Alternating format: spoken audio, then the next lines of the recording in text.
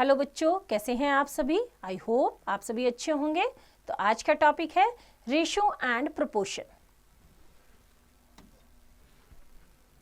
Introduction, ratio, equivalent ratios, comparison of ratios, division of a quantity in a given ratio, proportion, continued proportion, unitary methods. Now introduction. In our daily life, we come across many situations where we need to compare two quantities of same type. For example, the following table shows the number of pair of socks of two colors in your drawer. Socks, colors, number of pairs. Black color की कितनी है? 6 and white color की कितनी है? 12. Now, we can compare it by saying that number of black pairs of socks is 6 less than the number of white pairs of socks. This is a comparison by difference. दोनों में difference क्या है कि black socks white socks से 6 क्या है? कम है. We can also compare it by saying that number of black pairs of socks is half the number of white pairs of socks. This is comparison by division, which is also called ratio. Here in this chapter we will learn about ratios, proportion and unitary method. Now ratio. The ratio compares the two quantities in terms of how many times is one quantity of the other. In general, if A and B are two quantities of the same kind and in the same unit, the fraction A upon B is called ratio. It is written as A is to B. कैसे लिखेंगे इसको हम? ऐसे A is to B. Written as A is to B, which is read as A is to B. In A is to B, A is known as antecedent and B is known as consequent. यहाँ पे देखो ratio है A is to B, ये हमारा sign है ratio का, ये हमारा साइन है किसका? रेशो का. A है हमारा एंटीसीडेंट और B हमारा क्या है? Consequent. Right. Now properties of ratio. Properties पढ़ेंगे. Property 1, ratio is expressed in its simplest form, that is A and B should be co-primes. For example, first, ratio of 5 kg to 15 kg. 5 upon 15. A upon B के उसमें form में लिखेंगे तो 5 is to 15. तो दोनों क्या है? 5 से डिवाइड हो रहे हैं. 5 1 जा 5 and 5 3 जा 15. That is 1 is to 2. तो ये हमारी क्या है? Simplest form. को प्राइम का मतलब है कि दोनों में कुछ भी कॉमन नहीं होना चाहिए, किसी भी कॉमन नंबर से वो डिवाइड नहीं होने चाहिए. Now second, ratio of rupees 20 to rupees 500. 20 to 500, that means 20 to 500. तो दोनों में से क्या करेंगे? 21 जा 20, 22 जा 40 और 25 जा कितना हुआ? 100. तो 1 upon 25. 1 is to 25. Now property 2, ratio exists only when two quantities are of the same unit. For example, there is no ratio between rupees 30 to 180 metre. क्यों? क्योंकि इसकी यूनिट क्या है? रुपीज और इसकी यूनिट क्या है? मीटर. तो इनमें हम क्या नहीं कर सकते? कंपेयर नहीं कर सकते, इनको रेशो में कन्वर्ट नहीं कर सकते. Now property 3, sometimes the quantities of the same kind may be expressed in different units. Then the quantities must be converted into same units. Usually the bigger unit is converted into smaller unit. Example से देखते हैं. For example, if the height of Manoj is 1 meter and the height of Tina is 70 centimeter. Then first convert 1 meter into centimeters. क्यों? क्योंकि metre और centimetre unit तो same है, but एक bigger unit है और एक स्मॉलर यूनिट. तो हम क्या करेंगे? बिगर यूनिट को स्मॉलर यूनिट में कन्वर्ट करेंगे. That is 1 metre is equal to 100 centimetre. हमें पता है 1 मीटर किसके इक्वल है? 100 सेंटीमीटर के.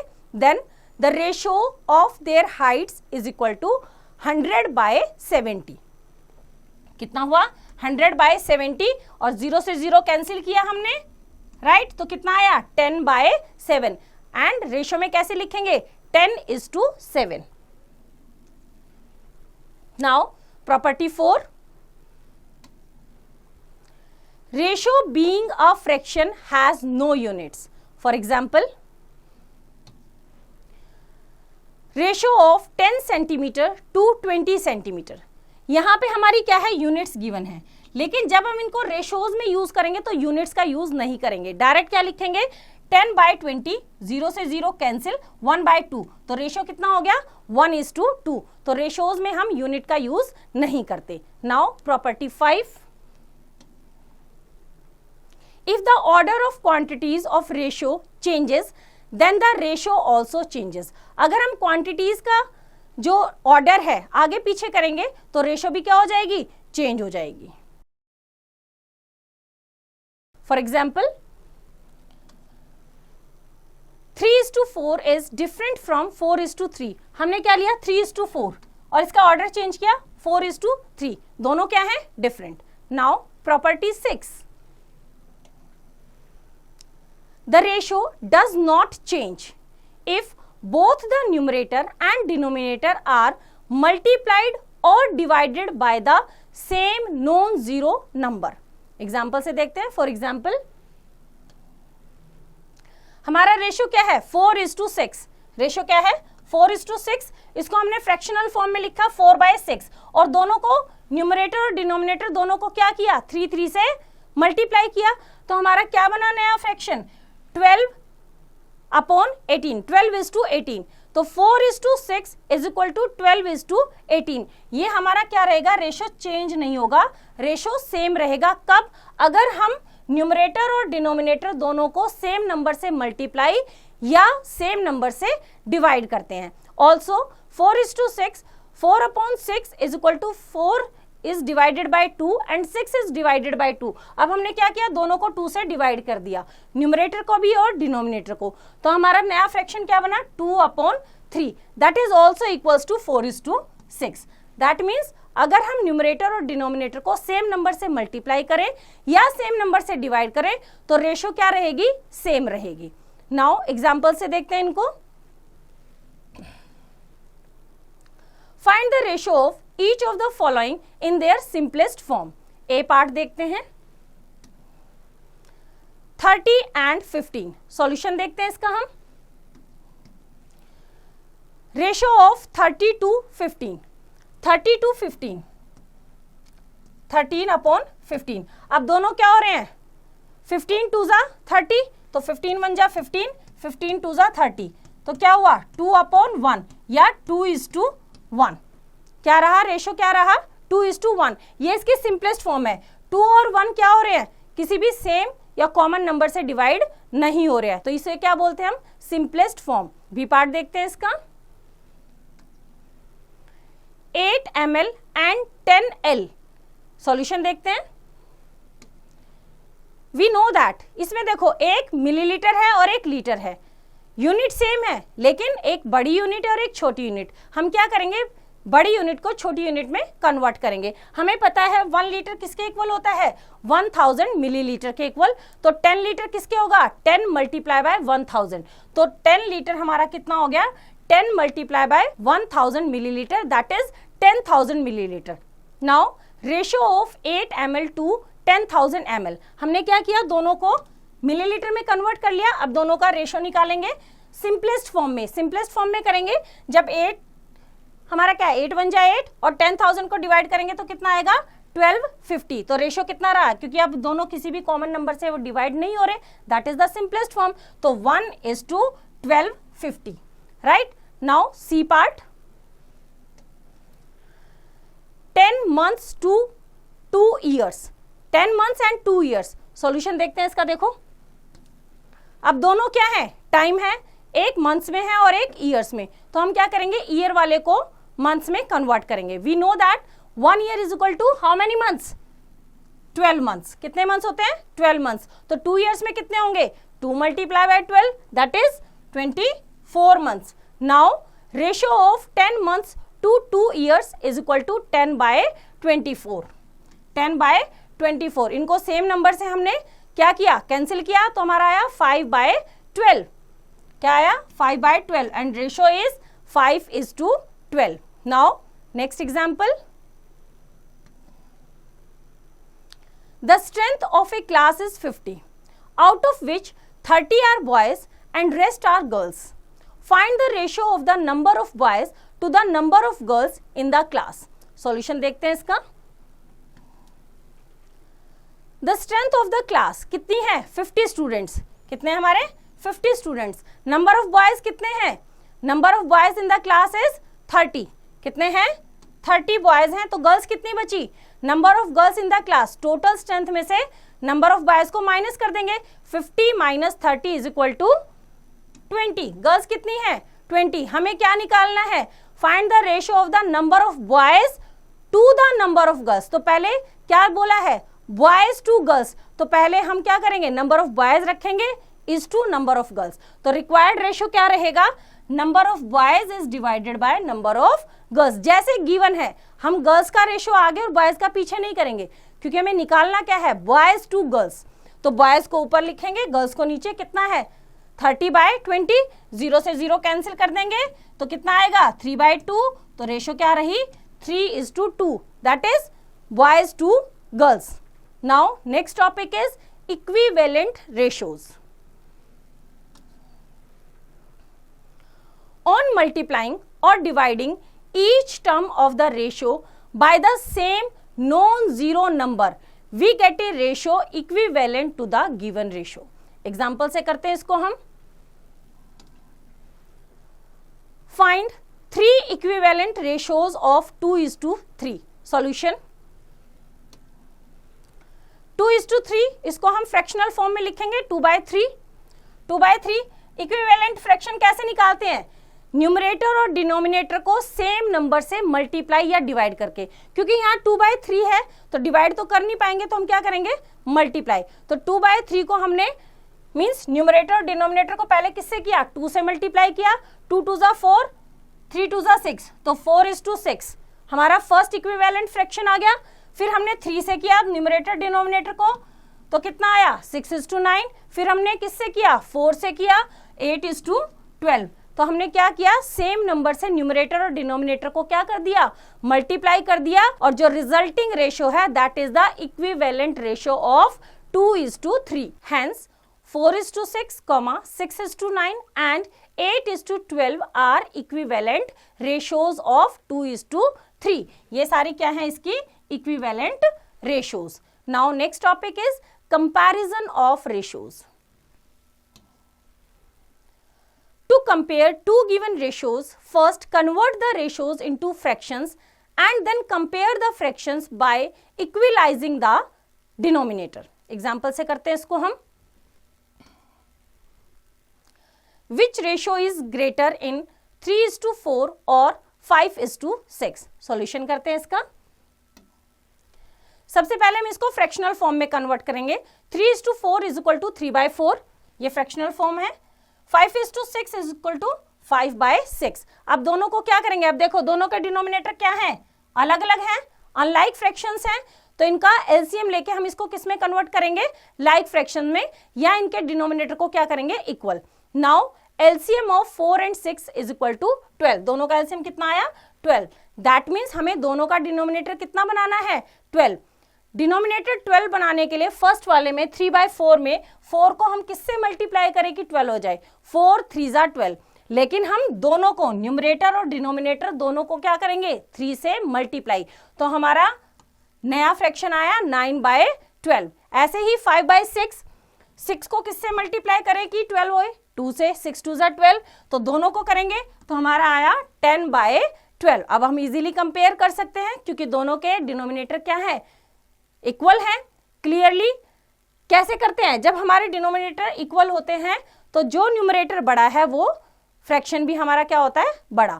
Clearly 10/12 is greater than 9/12. 10 बड़ा है, 9 छोटा है, तो 10/12 इज ग्रेटर देन 9/12. राइट. और इनके ओरिजिनल फ्रैक्शन क्या थे, 5/6 इज ग्रेटर देन 3 बाय 4 और रेशियोज में कैसे लिखेंगे, hence 5:6 is greater than 3:4. Right? Now next example. A goldsmith mixes gold and copper in the ratio 5:8. Another goldsmith mixes these in the ratio of 7:2. Which quality is better? Solution करते हैं इसका. पहले दोनों ratios को किस में convert करेंगे, fraction में.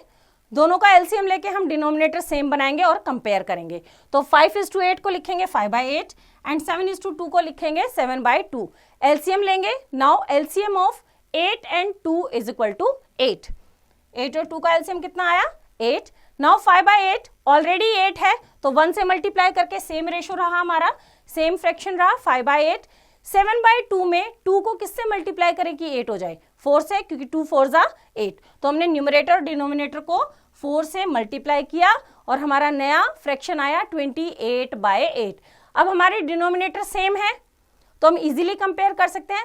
जिसका न्यूमरेटर बड़ा है वो बड़ी रेशो है या बड़ा फ्रैक्शन है और जिसका छोटा है वो छोटा. तो क्लियरली 28 इज ग्रेटर देन 5. तो 28/8 इज ग्रेटर देन 5/8. और ओरिजिनल फ्रैक्शन क्या था इसका, 7/2 is greater than 5/8. So 7:2 is greater than 5:8. ठीक है, रेशियोज में. हैंस तो कौन सा गोल्डस्मिथ ज्यादा अच्छा है, hence second quality is better. Now next topic is division of a quantity in a given ratio.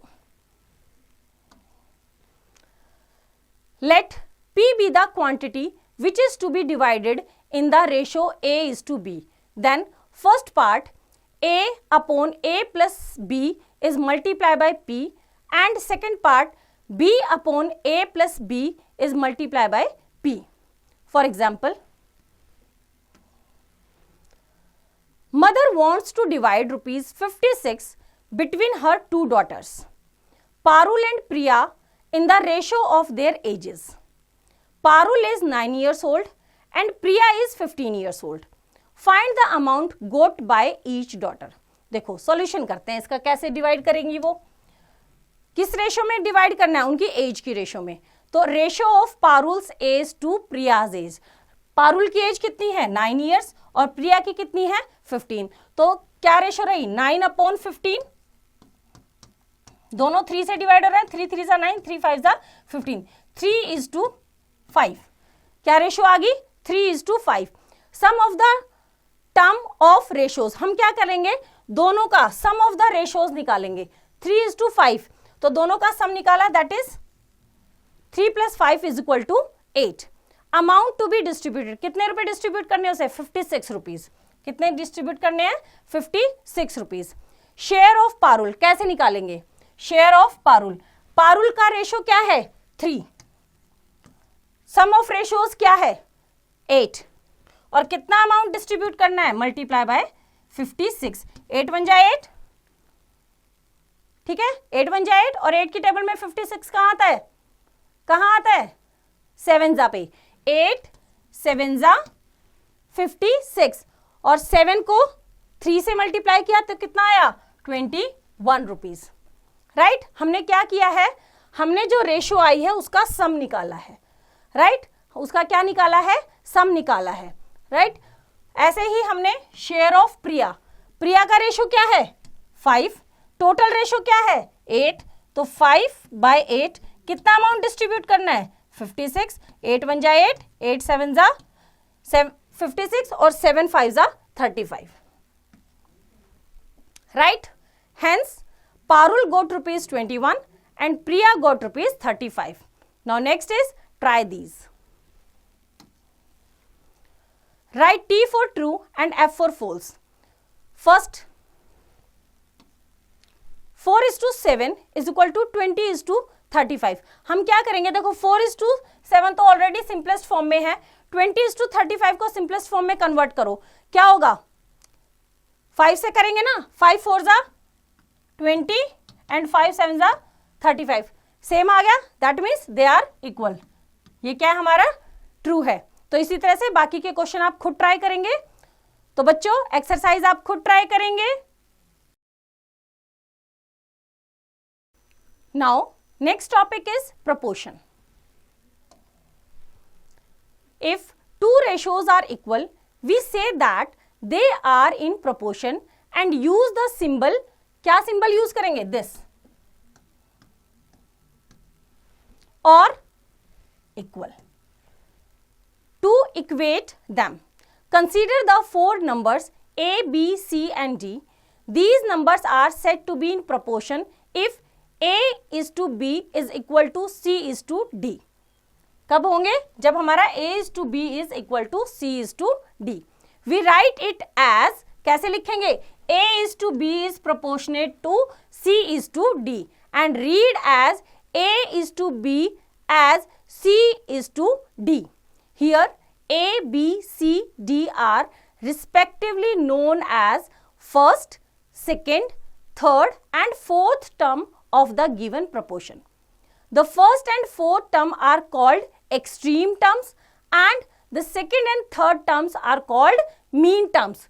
इसने क्या कहा है? First and fourth term are called the extremes and second and third term are called the means.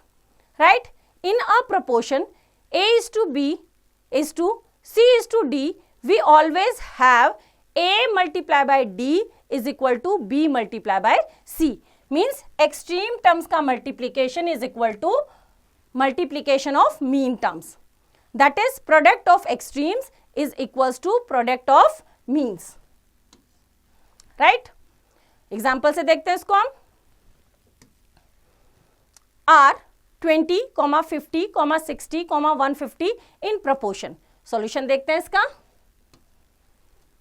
We have 20 is to 50. हम इनको कैसे ले लेते हैं? 20 is to 50 क्या है हमारा?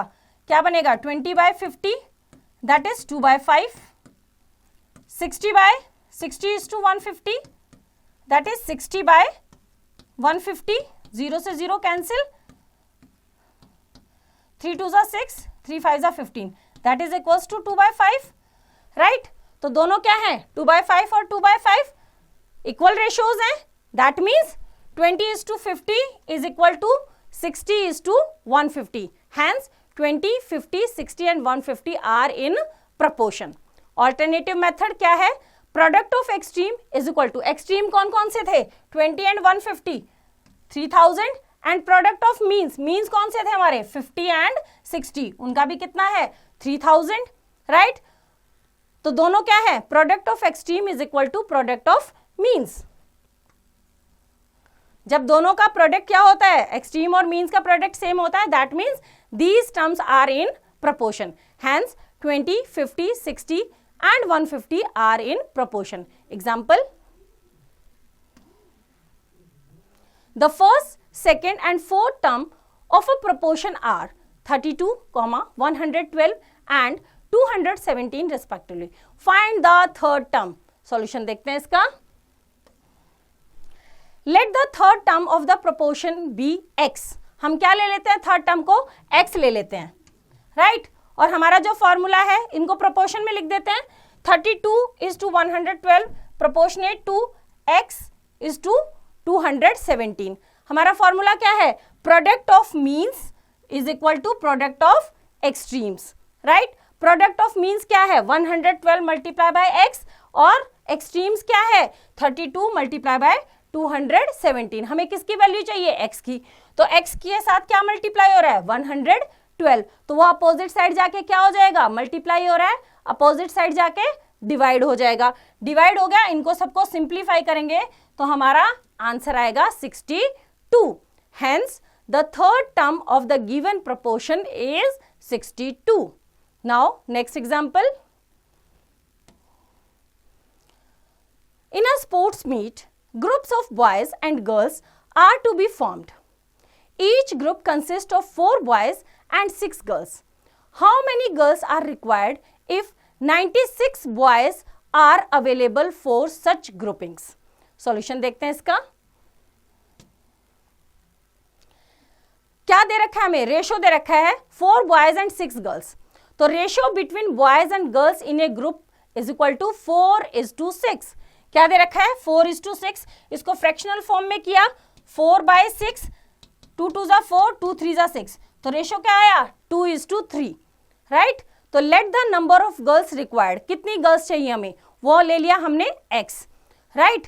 तो उसके बाद क्या है, ratio between boys and girls is equal to, हमारे बॉयज कितने हैं 96, उसके अगेंस्ट हमें कितनी गर्ल्स चाहिए, वो क्या है, हमने x ले ली, तो दोनों का प्रोपोर्शन क्या रहेगा, सेम। सो वी हैव 2:3, ये हमारा रेशो है proportionate to 96:x।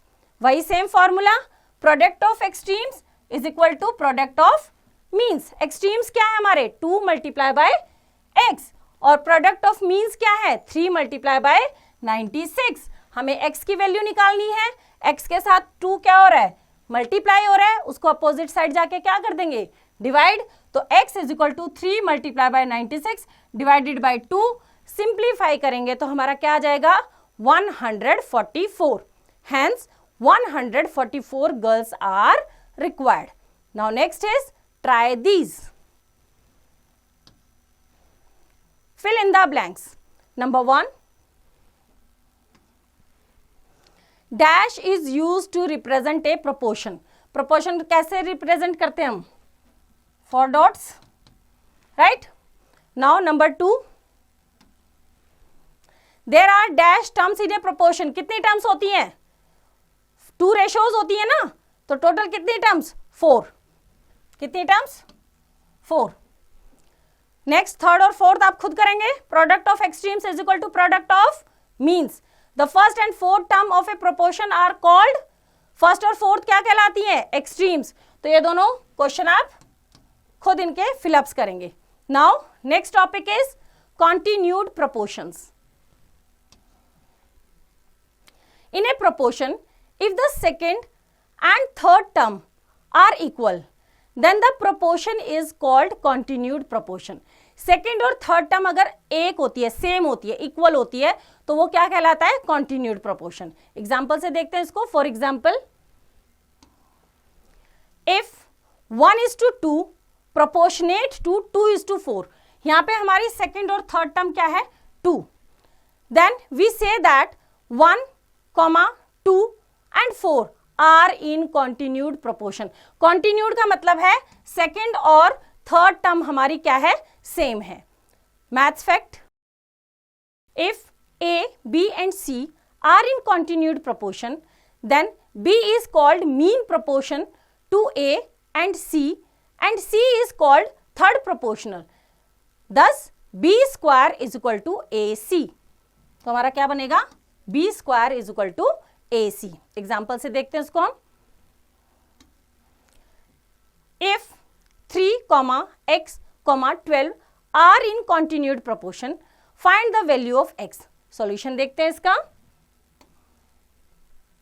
Since 3, x, 12 are in continued proportion, continued proportion का मतलब क्या होता है, सेकेंड और थर्ड टर्म सेम है, दैट इज 3, x, सेकेंड और थर्ड टर्म सेम है, x और 12 आर इन प्रोपोर्शन।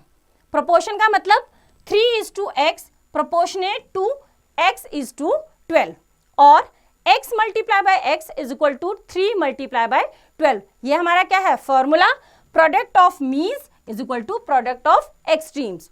अब हमारे मीन्स क्या है, सेम है, दोनों x है, तो x multiply by x is equal to 3 multiply bye 12। x multiply by x क्या हो गया, x square, that is 3 multiply bye 12 is 36।